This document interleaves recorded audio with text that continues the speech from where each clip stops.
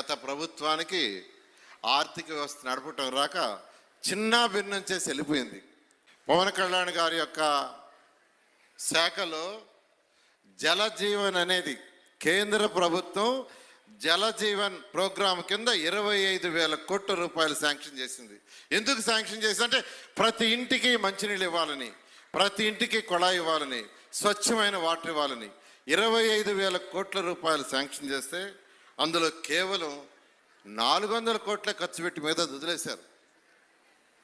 ఎందుకు వదిలేశారంటే 50% కేంద్రం ఇస్తుంది, 50% రాష్ట్రం ఇస్తుంది.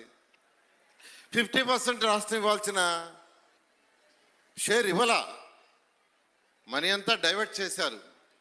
అదే 25,000 కోట్లతో గత ప్రభుత్వం పూర్తి చేస్తుంటే ఈ రాష్ట్రంలో ప్రతి ఒక్క ఇంటికి ట్యాప్ కనెక్షన్ వచ్చిండేది.